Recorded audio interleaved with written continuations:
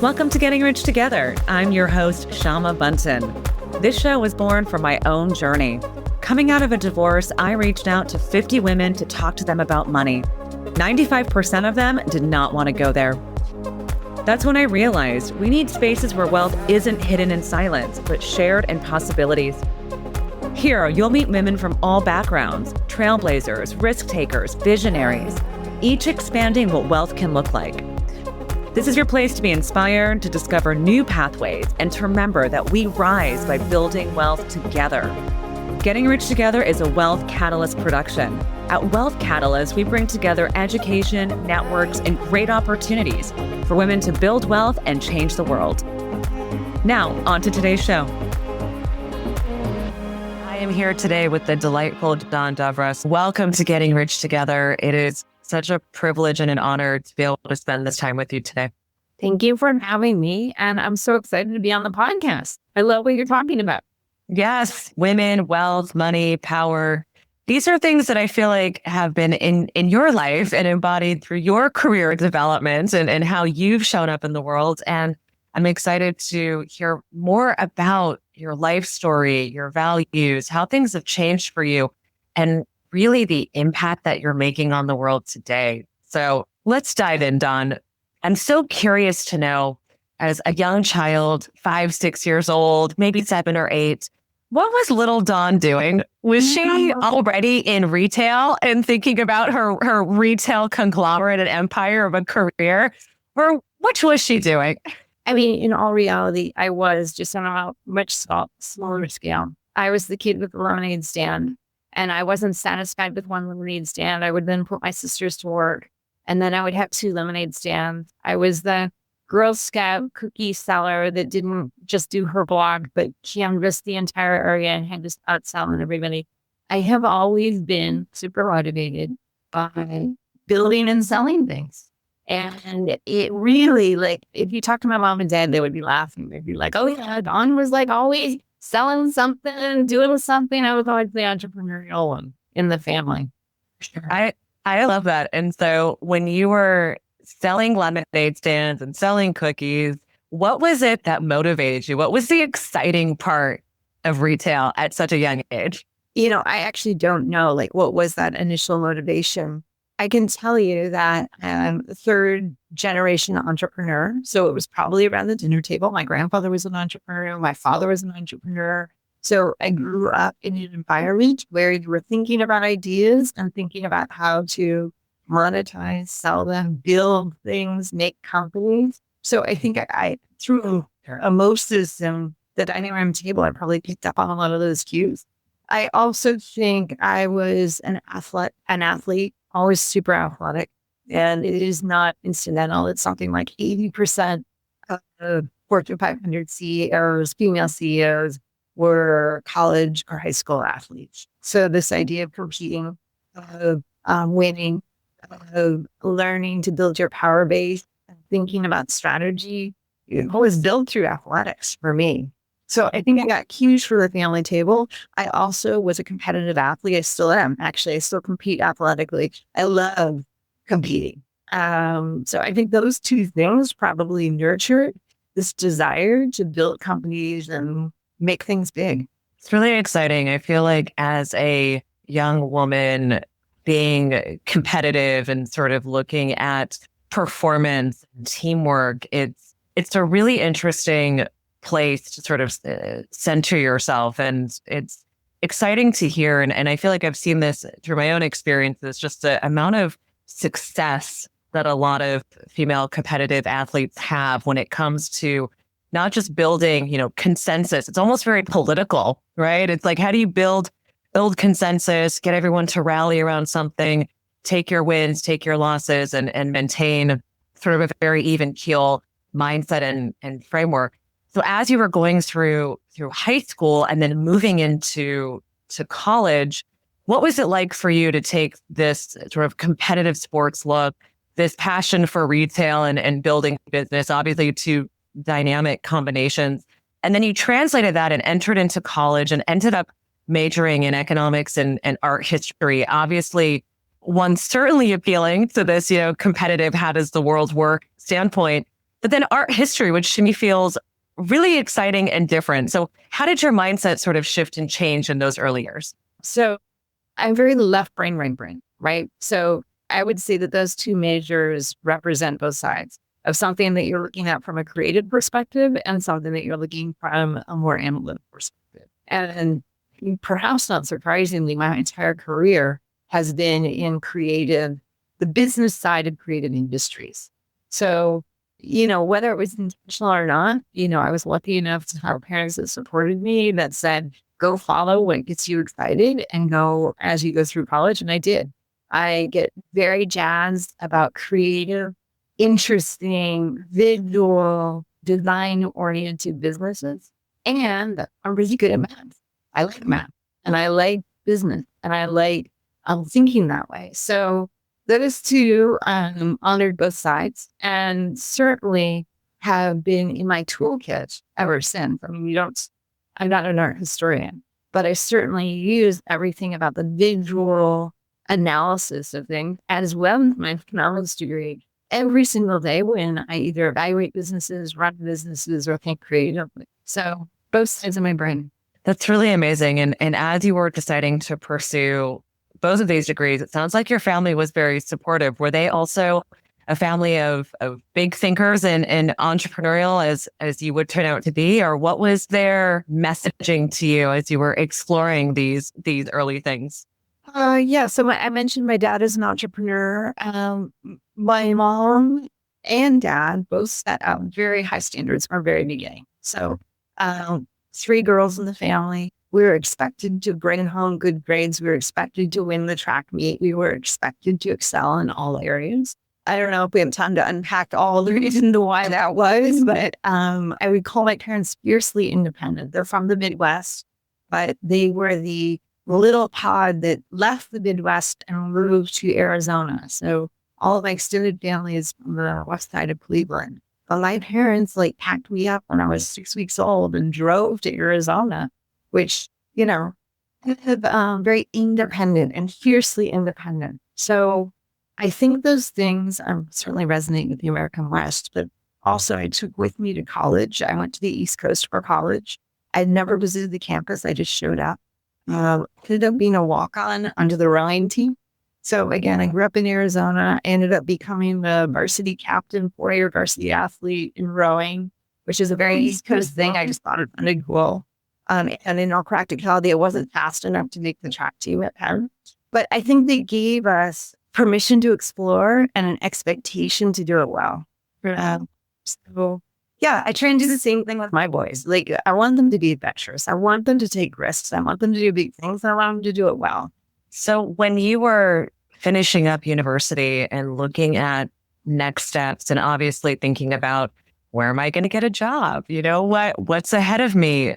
How am I going to pay new bills these days? What were some of the stories and things you were grappling with as you were transitioning from a stellar university student to Dawn on the streets and interviewing for work? It's very funny because I was actually thinking about this over the weekend. In 7th grade, I was in a home ec class and you had to write a report about what you wanted to do when you were older. And I distinctly remember writing the report that I wanted to be a CEO and I wanted to work for a fashion company called Esprit, which if you're in the Bay Area, Esprit is very legendary. And so I moved to San Francisco. So I would say I moved very light first. I was like, I want to live in San Francisco. That's the life I want. And I want to go work at Esprit. And I ended up working there. The reason it came up over the weekend is that I was at an event and I ran into the founder of Esprit, Susie Tompkins. And I went up to her and I just said, I've had this amazing career and you launched me. And she gave me a big hug and we reminisced about the early days of Esprit. I mean, my first job, I got paid $17,000 a year and I filed late faxes, which is hilarious to think on so many, and telexes, which is hilarious to think on many levels. But in reality, that first break into fashion and that start at Esprit just started me on this incredible journey of being able to run companies in the creative industry. But I think it's particularly close to my heart right now and top of mind because I had this great experience with the founder of Esprit over a week. Wow, that's so amazing. And so making $17,000 a year is not a lot, no matter when you're making it. So I can't imagine that you were thinking, and correct me if I'm wrong here, but were things like 401ks and like investing it, like, was that at the top of your mind? Or when did you start to say, okay, I think I'm making enough money to put some aside or to do something with it? How did that change in those early years? My dad was like, max out your 401k. And so Amazing. no matter what, from the very beginning, I always did that. I say that to every single person, max it out no matter what. That obviously gave me a really nice landing over time. So I'd say the first thing. The second thing is that I was not lucky enough. I was at the right place at the right time, and I worked hard to enjoy a pretty quick rise and a pretty quick promotion path. So I pretty quickly got to a spot where I was making more than enough to cover rent, certainly my basic needs, and be able to sock away everything I could of maxing out. I had a matching program from the very beginning. So it was very early was able to start matching in the beginning. That's really incredible. I think having that insight from your father, it was a real gift. That's not, it's like that power of compounding that everyone talks about. I feel like sometimes people go, well, it's too late now. And you go, no, actually, that's the whole point of compounding. It's you start. Start. And it doesn't matter how much. But I think that having a first job that was so low paid, it meant that I had to be frugal in the beginning. And then my first job been like, woo, wouldn't have been as careful with my money, just youth and exciting and travel. But I was quite frugal in the beginning. I knew I wanted to go back to grad school, and pretty rapidly I went back to Harvard Business School and got my MBA. Again, kind of bet on myself, took a risk, took myself out of the job market. I mean, look, it's always paid off a million times. I've never looked back and regretted it, but that really propelled me forward at the next level, coming out with the MBA into, again, a creative industry where most people did not have MBAs. So it really propelled me forward. Quick pause. I want to share something I'm hosting this year. It's called the Freedom 2026 Tour. I'm bringing small, in-person salons to cities across the country to talk openly about money, power, and choice. If you want to be part of one, the details are in the show notes below. Back to the episode. It's powerful to hear that, especially in retail. There's such a legacy around retail. You see a lot of lifers, people who have been at companies for 20 plus years and who've risen within the ranks, and getting an outside degree beyond a bachelor's is not something you see often within retail, as far as, how it helps to move. Yeah, it's very unique. It's not. And what I would say, it's certainly not a requirement. Like if you go into McKinsey or Goldman or whatever, you need an MBA. That's going to limit your progress. That is not the case in retail. However, it gave me a toolkit that allowed me in many cases to move more quickly than my peers. It allowed me to think more broadly, more strategically, and be able to move quite quickly. And it allowed me to open up my mind to say yes to opportunities because I was thinking bigger. So an example of that was, this is going to age me. When the internet happened, I was the first to raise my hand. I was like, hey, the internet's happening. We got to do something. And so I got to launch the websites at the Gap. When Old Navy had their first website, I was there. And then I built the team up to 65 people, up to 200 million in sales. Now, I'm not saying that my MBA had to do that, but I was reading business press. I was thinking about what was moving in the market. It was super helpful because, again, you put yourself in the right position. At a very young age, I was running a big team. I was a P&L holder. I was getting a lot of attention for what was going on. So my advice always to anyone that I mentor, lots of women, all things being equal, get in the boat that's going fast. You want to be on the fast train because you can work your ass off at a slow place and you can work your ass off at a fast place. And one's going to get you somewhere a lot more quickly. So those rocket ships are essential to getting you out fast. Yeah, I think that's really powerful. It's very clear that innovation has been a big through line as far as the areas that you've been able to double down on and really be able to take risk. It's almost like a trust and confidence combined with risk taking and sort of seeing things on the other side and being somewhat of a visionary. As you've been sort of working through your career path, and it sounds like doing all the right things with investing in a 401k, excelling quickly in terms of salary, at what point did you ask yourself or start to think about, what does money look like to me in terms of how I'm investing it, maybe outside of these traditional vehicles?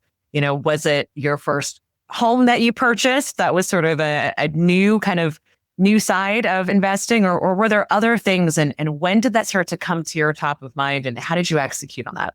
Look, I've been married. My husband is in the finance industry, and upon reflection, right? Like of the course I was at the table there.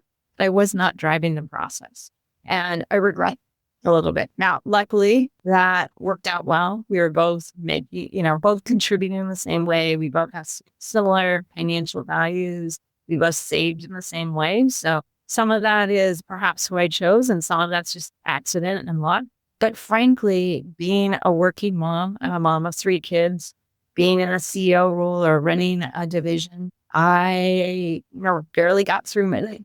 It's a miracle I got through everything. And I think vacated a lot of that responsibility to my husband. And, my kids have just recently left the house. So it has been, I would say over the last 3 years, an awareness that I have not taken the responsibility, nor have I forced myself to be comfortable with sitting at the table in a way of where is my money? How much are my return? Where should it be invested? And I would say over the last 3 years, I exited a role as CEO and had an amount of money that I could have just turned over to my husband or put with a financial manager. And I made the decision to just completely own it and invest in myself and learn. And you're talking to me 3 years later where I'm very up the curve and very excited. But those first couple of months, I was no, I should be able to angel invest. And I looked at my husband at it. Every time he and his friends get together, they're always what investment? Oh, you should do this deal. And I look at my friends and we never talk about investing. And my friends are super successful and awesome people. And we never talk about it. And so I started doing this. Hey, I'm starting to invest. And I would watch the reaction with other women. It was uncomfortable. It was uncomfortable for us to talk about money. It was uncomfortable for people to say, how do you get started? And so I have made it now my mission to normalize talking about managing your wealth, talking about getting fiscally literate, being comfortable with investing in the way that I see my husband and his friends. And frankly, I love his friends, but way more. There's no difference. If not, I'd bet on my friends anytime. And they're making investments and we're not. I'm I think we're better at it probably. So Dawn, take me to those first angel checks. I think that the feelings that we have the first time we part with money. I remember my first angel check where it comes from all these emotions come up, and it's so hard to know, right? It's am I doing, at least for me, it was am I doing the right thing? Do I know enough about this? I mean, so much second guessing. I am surprised I even wrote the check. How did you feel when you first decided to angel invest, and how did you think about it? And what was the vibe you had?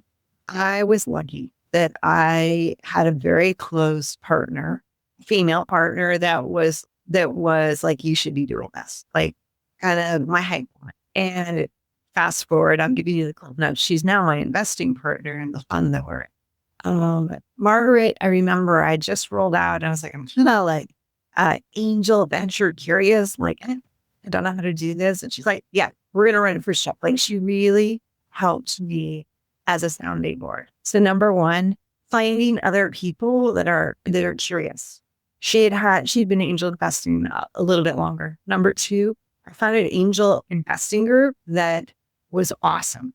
So I'll just give a free press plug for the council, which is across the country, but was started here in San Francisco. Female angel investing group. I'm in 5 different angel investing groups now. What I like about the council is it is completely okay to ask questions.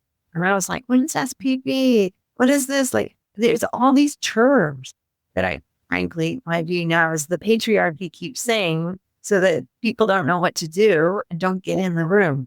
I needed a group like that for me to feel comfortable to start writing those checks. I participated in some other angel groups where, frankly, I get a lot of mansplaining, and I don't like. And I get really kind of like, well, it should be this way. And you know what? The answer is, now that I'm a much more savvy investor, no, it is not right. And you don't need to explain this to me. I realized I knew so much more than I gave myself credit for. You just didn't know all the terms. I didn't know exactly what was going on. But once we did, I'm like, oh, this isn't that hard.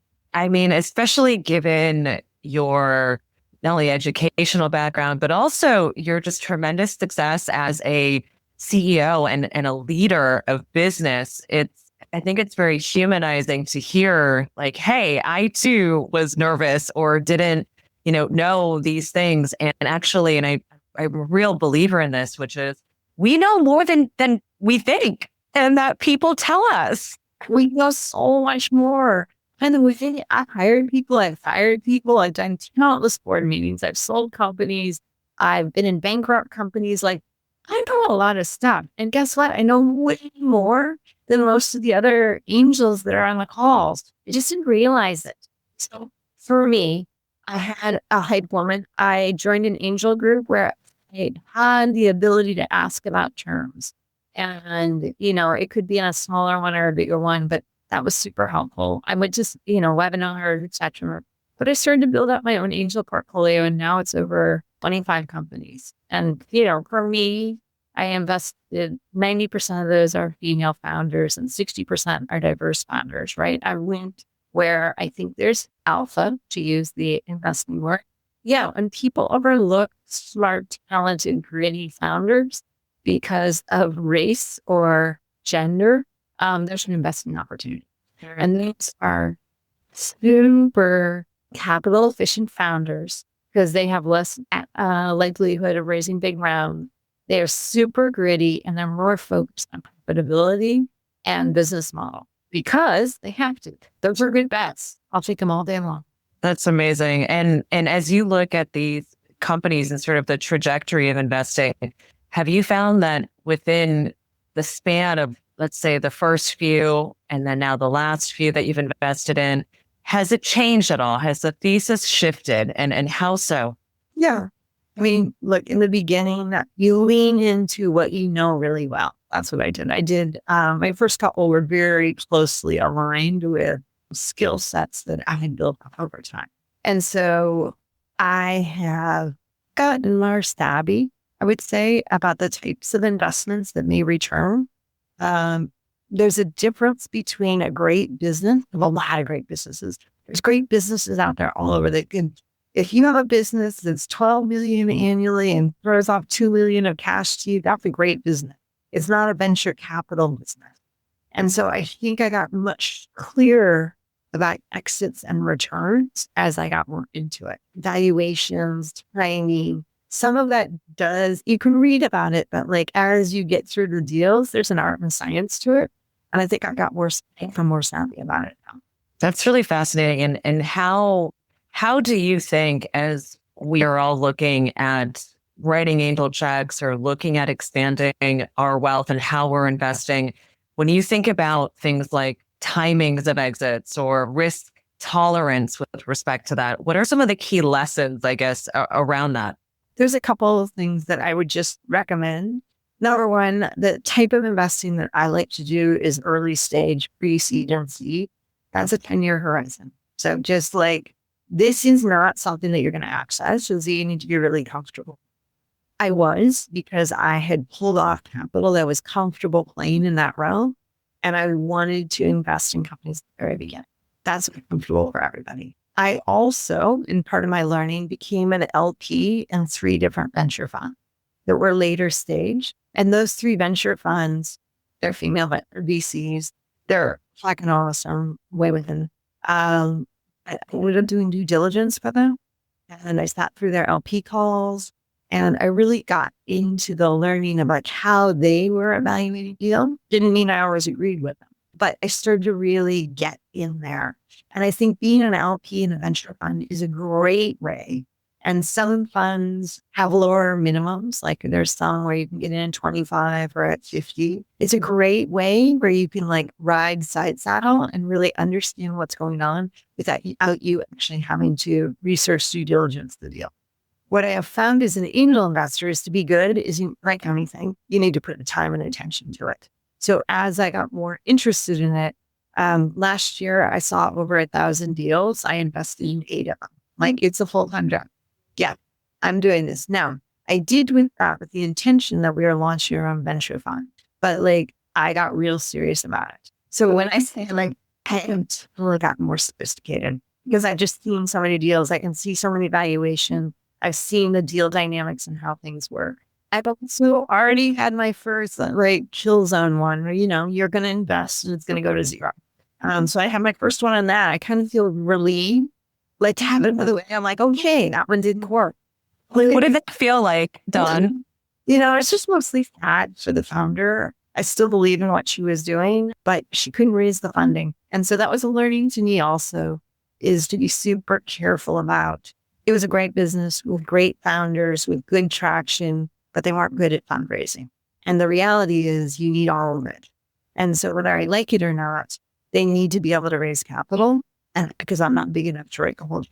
In fact, that was learning for me. They just wanted.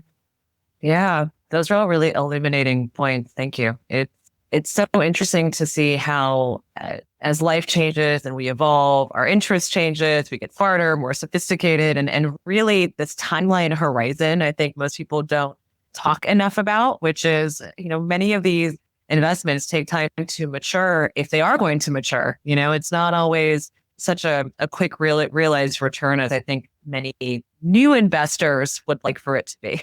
It is not quick. But if you look at the S&P 500 from 20 years ago to now, 40% of the S&P 500 is new companies in the last 20 years. And they have been the biggest drivers of wealth. So if women do want to participate in some of these great big wealth builders, you do need to have a longer perspective. So I really think about okay, I'm in my 50s now. God willing, I'm not going to I got a long trajectory here. I have time and I want to participate in some of the big innovations that are going to unfold over the next 20 years. I want it to, number one, look different. 20 years from now, I want to have more female CEOs. I want to have more female founders. I need to invest now. And those are great wealth builders.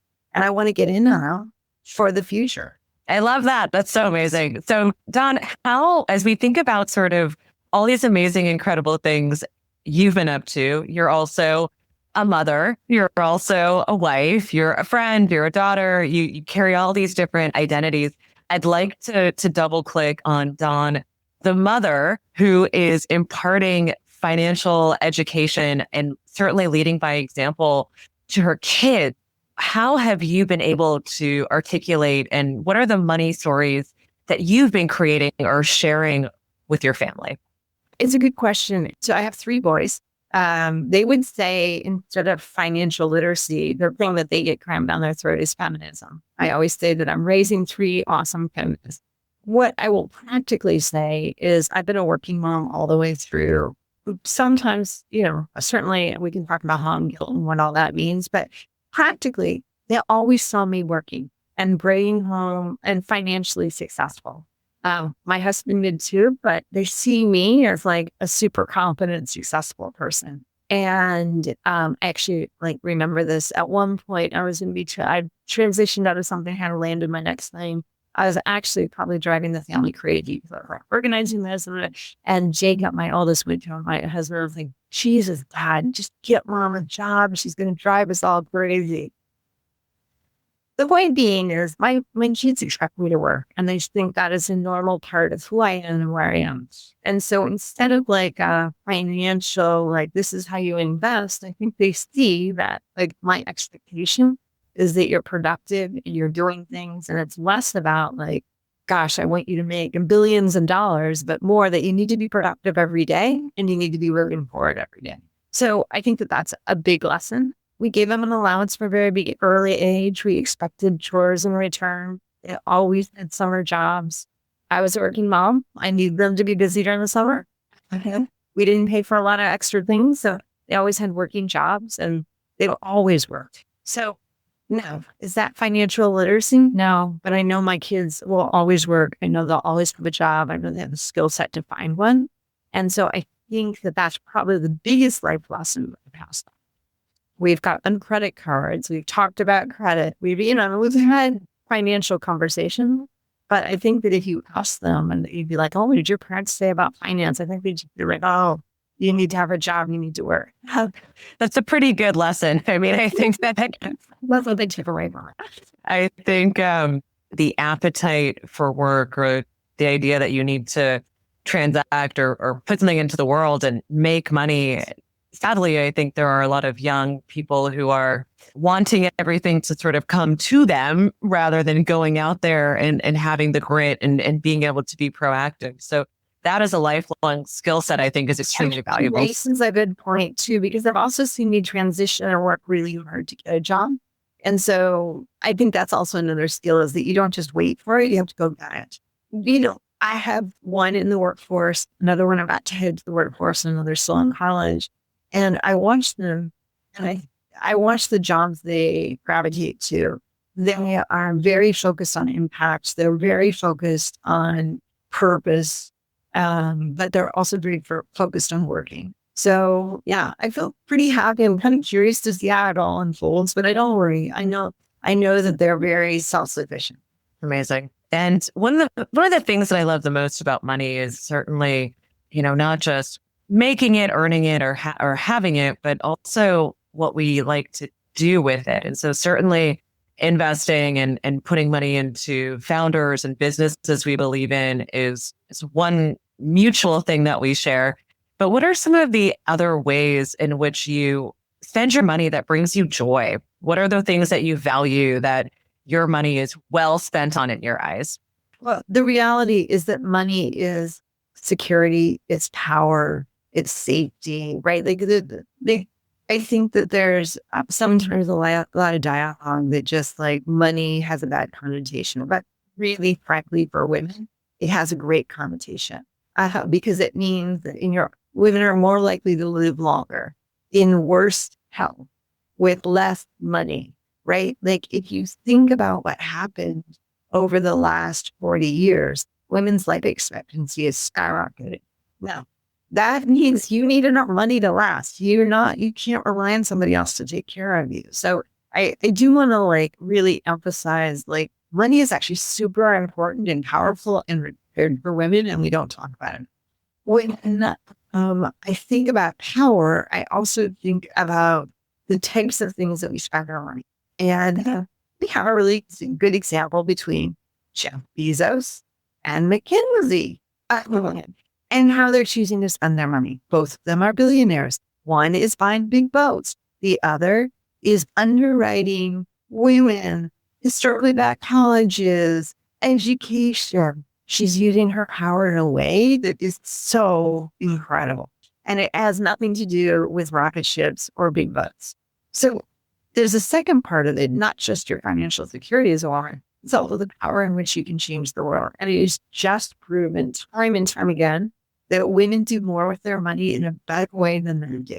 So again, the more money we can get in women's hands, the likelihood of better results for women and children and education and gun safety and women's health, it is just proven out over and over again. So the things that are near and dear to my heart, women's reproductive freedom. So that's my cause. That's what I do. I'm on the board of Reproductive Freedom for All in California. And that's where the good chunk of my philanthropy goes. I like making money because it means I can give more money to reproductive freedom.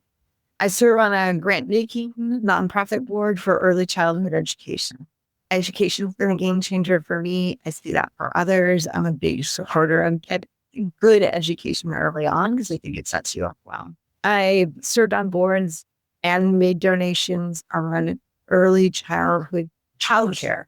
Just can't be a working mom. You can't have a thriving family if someone's not taking care of your kids. So just pain points that are crucial to me I find it really satisfying and awesome to be able to put money and time back into this. On a practical level, I think I'm a competitive athlete. I love to row.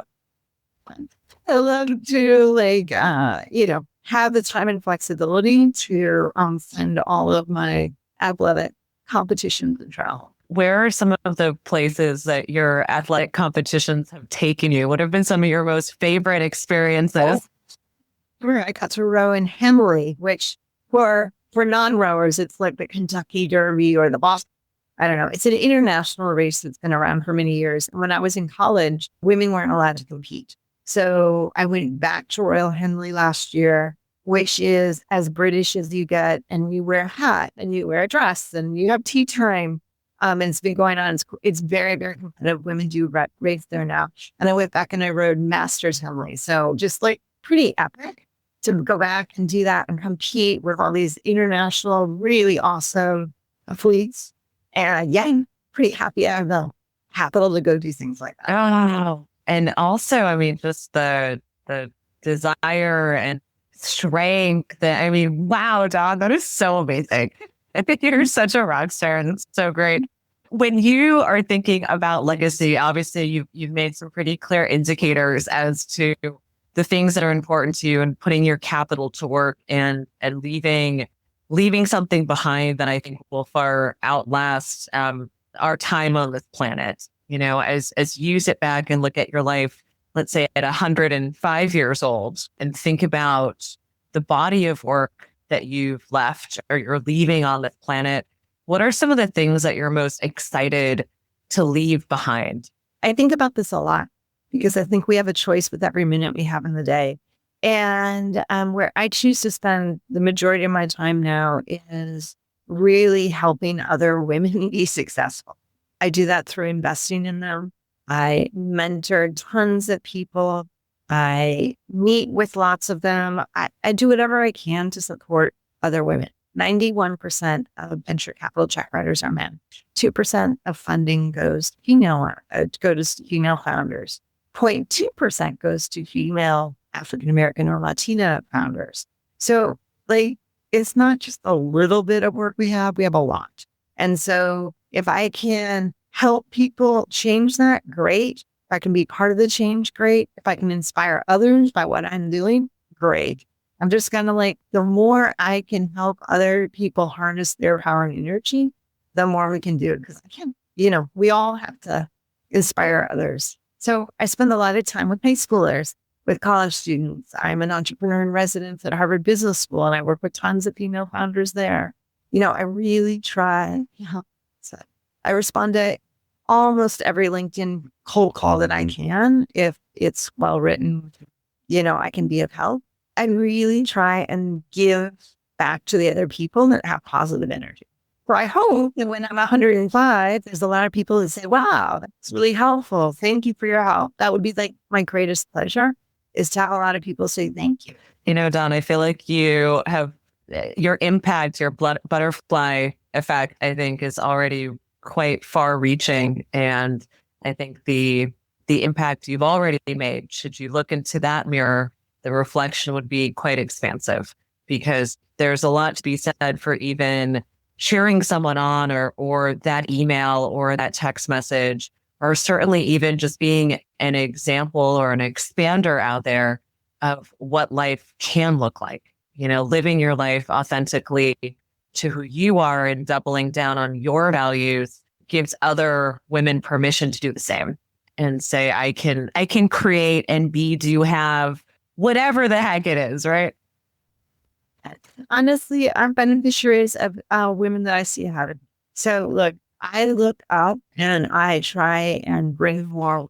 But yeah, I like the butterfly effect. I like that analogy. That would be great that the butterfly effect works. Well, consider it done, Dawn. I think it's done. So as you're now sort of moving into this next stage of career and impact and spending a lot more time right now, obviously building your fund, starting to put together a strong thesis of these companies that you're going to be investing and evangelizing in. Can you give me a little bit of behind the scenes thinking of how you're approaching this? So we are in process on Capital F. The joke is that we are brainstorming on all of our favorite F words, like female founder future fund. And so Capital F, which is a pre-seed seed fund. We do not have a gender mandate on it, although practically our networks deliver more female founders than certainly you would see in most venture funds. So of our investments to date, 100% of our investments have either been female founders or diverse founders. Again, we have no mandate, but we tend to look differently on our investment thesis. We invest in technology that impacts the female consumer. Practically, since women control 75 to 80% of consumer decision, that is really consumer tech. We look at it through the lens of what women are buying, what is going to impact their lives.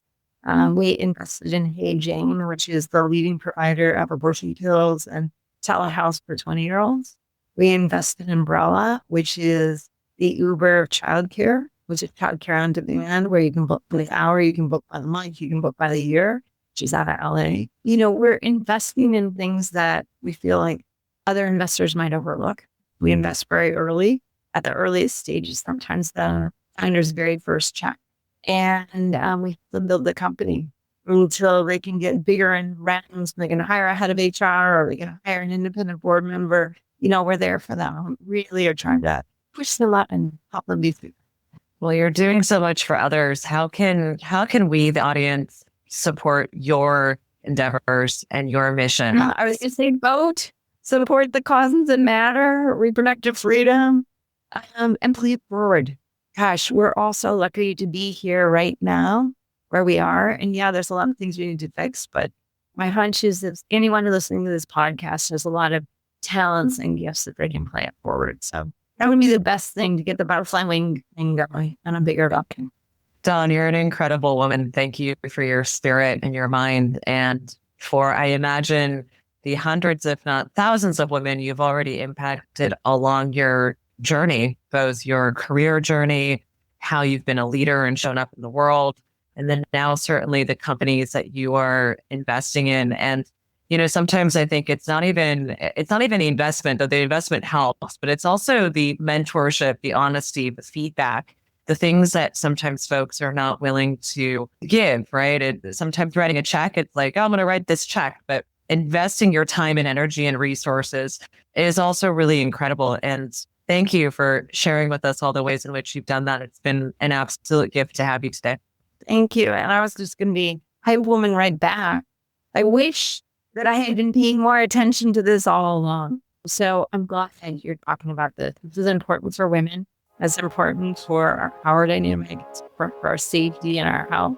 So I'm really happy that you launched this podcast. And I'm really glad to be here. Yay! Thanks, Dawn.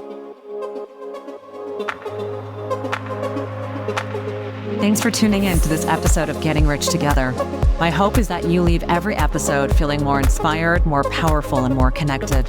Until next time, remember, you have everything it takes to create wealth on your terms.